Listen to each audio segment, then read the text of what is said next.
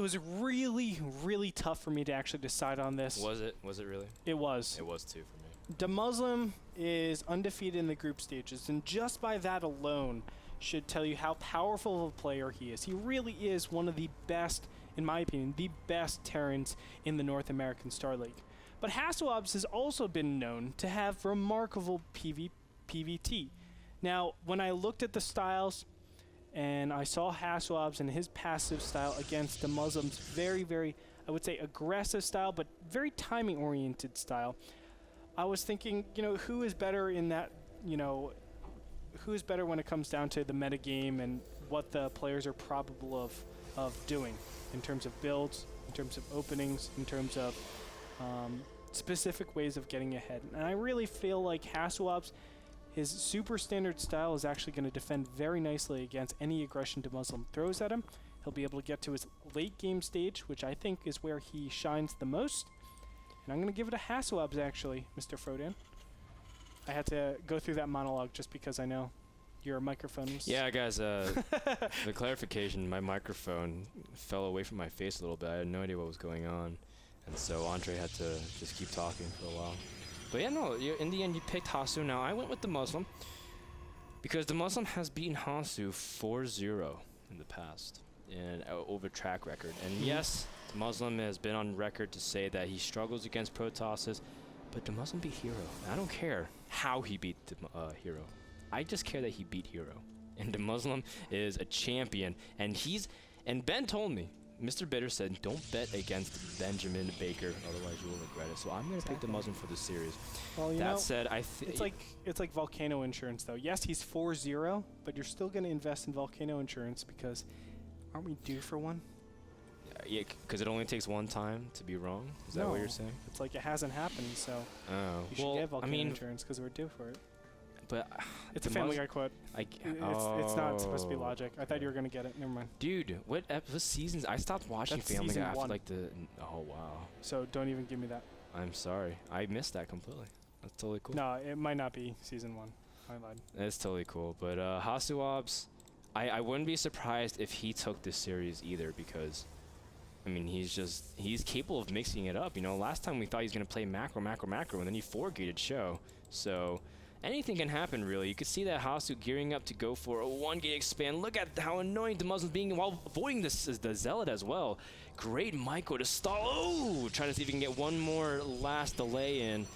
And Hasuobs won't be denied. Stalker also on the way. You can see Command Center has started a long time ago for DeMusliM. He loves his 1-Rax expands. And that's also kind of what makes it dangerous because DeMusliM is capable of going for that Marine SCV all-in. I like this style of fast expansion, by the way. It is the style where you get 16 probes on the line immediately. Actually, he's going over that, but you kind of halfway saturate your gas, and you let it saturate over time. That way you can get a really, really fast Nexus out, and on top of that, you have a lot of flexibility after that. So you can see a very fast second gateway, which is unorthodox. We don't see this most of the time. Yeah, usually you see Protoss either tech directly to Robo, but again, the limited amount of gas, or you see them put 2 more gateways out. And Hasu's just doing a staggered version of that, trying to slowly accumulate rather than try to get all of his units all at the same time. DeMusliM, in the meantime, we'll see how he chooses to tech or utilizes his gas for tech. He's going to place a reactor and a tech lab. No doubt going to eventually start his bio upgrade soon. Now, interesting because DeMusliM has been trying to experiment with some early pressure against Protoss, and I mean he knows. I mean he wrote a huge article on on EG.net, and he was saying like how Terrans really need to pressure early on in order to capitalize on it, and he was like saying like how could David Kim even say that Terrans really need to capitalize on strong early game, but nonetheless that's what he really did well against a lot of Protosses in this group, and I'm wondering if DeMusliM's going to try to be aggressive, go for a timing either based off stim or just based off Hasu's weaknesses. Yeah, I'm interested to see if he does that as well. I mean, DeMusliM has a lot of ways to play in this, and especially if he's 4-0 over his opponent, I feel like the momentum goes his way. He actually controls where the game goes. But not only that, Hasuob's style is so passive, I don't think that he really has the way of the initiative.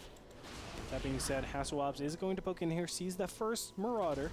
That doesn't really tell anything just yet, but it does say, hey, be careful, because there is a potential, like, you know, sort of mid-game push. It could have been 3 barracks and 2 tech labs with a reactor. It could be that type of push. So he should be wary at this point. Hasu has been playing some Protoss versus Terran other than just a series against Ryong. You can see that Hasu just put down a little bit of pressure, but he did beat Select in the EG Masters Cup when he went up against Dignitas. So Hasu does have a lot of track record against Terran, but in the end his win rate is at 55%. DeMusliM at a little bit more modest ratio, but the big thing is that he's been able to beat big-time players like Hero, like Grubby back at MLG. So DeMusliM looking like he's going to just play very standard. Not going to go to 3 racks, though. Stay on 2 while squeezing in engineering bay upgrades. So this is really cool. Still fast teching, get medevacs out. And as a result, DeMusliM is going to wait for that ability to really drop and control the map more. Hasu is going straight for Colossus, though. Yeah, I love this style, by the way, from DeMusliM. This is the exact style that I play on ladder all the time. And what it does, the focus is you defend with stim. That's the one that's the upgrade that actually enables you to be strong against everything. And then you get super fast medevacs, and you don't need 3 barracks. And the main reason for that is because you're still going to establish enough map control with those 2 medevacs, with the +1, the early +1, and with the early upgrades. So given all of those, Protoss needs to recede back into his or her base, and from there you can actually go for this, which is an additional 3 barracks, or you can actually get a really fast 3rd base. But you have those 2 complete opposites where it's super aggression or super macro, and it's really, really cool to actually play. Love the placements of the observer from Hasu. He saw very subtle things as well, and being able to see everything. He knows Terran's about to have +1. He knows the tech availability. Now with the 2 medevacs, a very important timing exists from Protoss to really pull apart where his army can be. Hasu has his first Colossus out, but Thermalance is nowhere near done, giving him, again, a lot less area he can cover. How will DeMusliM choose to respond now that he knows Protoss has a Colossus out?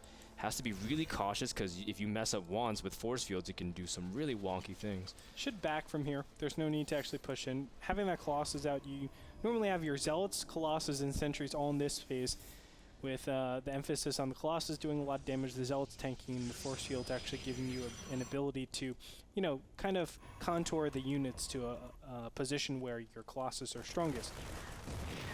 So having that, I mean, the Stalkers can zone out, medevacs as well. Backing up is the correct decision, and if we can see from this example, obviously the command center would have been a much better transition to go into. But look at this, up to 7 barracks, and it gets scouted. That's so important. So Hasuobs should just know 2 base for maybe 3 more minutes. I don't even have to worry about anything, because I know DeMusliM only can go mass units from here. At the same time, DeMusliM's starting Viking production, trying to see if he can match. Now, DeMusliM has stated, I think, 4 Vikings per Colossus is a good count, just in terms of the early Colossus count. DeMusliM being very cheeky with his factory, trying to deny a 3rd, but he knows Protoss wants that 3rd. That's his typical Hasu style. Always just macro off 2 base, stay safe, and as a result, Terran can't actually kill you as long as you can cover all of the areas. Especially with good stalker position, you can see making sure there's no drop potential. Double Forge about to finish +1/+1, pretty much negating DeMusliM's advantage of going for very early +1 weapons. And so now it gets to the point where it's really hard for either player to attack into unless Hasu goes for some huge tech play, which is exactly what he's doing. I think everything that Hasuobs is doing right now is the correct decision. Now, it's very interesting that SCVs are joined up in here. It's to tank a little bit of the damage from those Colossus, but with the power of Sentries out in the field, I don't know how much damage, or excuse me, how much damage they'll be able to soak up. This is going to be very difficult. I love this. Sentries going in the front, force shielding immediately, and he needs to snipe those Vikings if he wants to actually defend against this. Good micro from both players thus far, pulling back the Colossus and the Vikings, making sure not to overextend. A lot of force shields being placed. Hasu trying to see if he can scissor the army force into a smaller choke, and the Colossus able to engage. Great area for Hasu to engage as the Colossi are ravaging everything on the ground. A massive stim still exists for DeMusliM. He has Medivacs really healing on. The last Colossus is about to drop, and with that, just the armies left. But there's a lot of Stalkers and Zealots remaining. +1/+1 did finish for Hasu, so he does have to even up the upgrades. Oh my god. And DeMusliM looks like he's going to be able to push in here. The Medivacs with the Marauders are absolutely wrecking everything. A fantastic spot for DeMusliM, and look at that, even keeping some of the Vikings alive. Great restraint and control from our EG player. And look at this, he's just going to kite back all the units. The Zealots don't have charge, so this is such a difficult position. Blink is finally about to finish, but this is really off time. And now the Colossus will get in here, but at this point, I mean, you don't have enough units actually defending. So I think these Marauders will just be so powerful. Yeah. I mean, they don't care. They can just, I mean, the Colossus doesn't have enough burst damage to deal with this. Well, a big thing to consider is that during this whole time, DeMusliM has just been staying on his unit production. +2/+2 is about to finish for Hasu. And Hasu still hasn't stabilized, not by a long shot. You can see one of the observers does get picked off. A very big key indeed to make sure to keep on tabs where the army is from DeMusliM. But Hasu, he's not dead just yet, but he's going to lose a lot. This Nexus is not going to survive. And with that, DeMusliM takes a very strong lead. Should DeMusliM keep pressing on here, or can he even just fall back in macro? Fall back, macro, take your third base, go for the upgrades again, and just play the macro game, because you will always have the development upgrade on your opponent. Having this 2 base, it's basically 100% economy over your opponent for a good, 2 minutes approximately.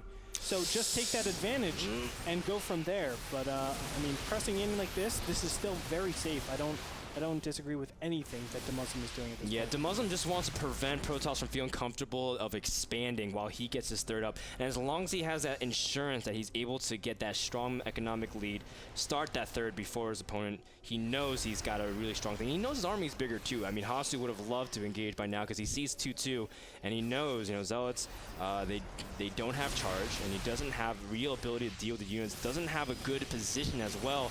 Very awkward for the Colossus to try to engage unless he can force field the units in. And look at that, DeMusliM keeping the Viking count pretty high, trying to see if he can pick off a Colossus. Some pretty good damage, but good snipes as a result from Hasu as well. Very contested tug of war. And now DeMusliM knows that the expansion is up in the top left-hand corner. He's going to go here and just deny that very quickly. Now, normally this would be a bad decision, but he has enough DPS over here to just go kill the destructive debris or even fight back. Yeah. That doesn't matter. Hasuobs is in a terrible position. Yeah. Force field won't save him. A flank as well to draw attention away from some of the units. GG from Hasuobs. DeMusliM takes game number 1 on Shire Temple with very strong and pinpoint aggression. Beautiful. Absolutely beautiful. It's very inspiring to you, especially because you know those kinds of styles that you hate facing on. Well, here's the thing, though. Hasuobs tried to get a gigantic advantage from that push. And he knows it's a very aggressive 7 barracks push. He knows that. So at that position, I would have just said, okay, stop at 1-1, don't get my 2-2, get another production round of Stalkers, section everything off, and make sure I can take out all of those Medivacs and the Vikings. If that happens, it empowers your Colossus, and you're in a great position to win the game. Don't go for that 2-2, but he went for the 2-2, and as you can see, he just was not able to defend his Colossus efficiently.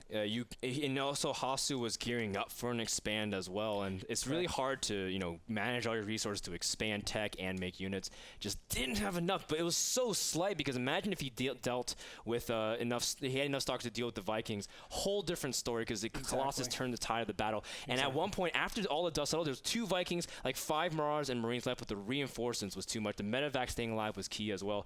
Great job and control from DeMusliM. In the end, just eking out a win, but a win's a win. And now all of a sudden, DeMusliM is 1 game away from officially securing #1 seed. Thank you to Kingston HyperX, the company that provides memory and SSD like the SSD for the winner of the Sunday Showdown, which you need a subscriber pass. Pick up yours today, as well as to watch potentially the last game or the last series of the day here at Week 8, Division 2. Stay tuned.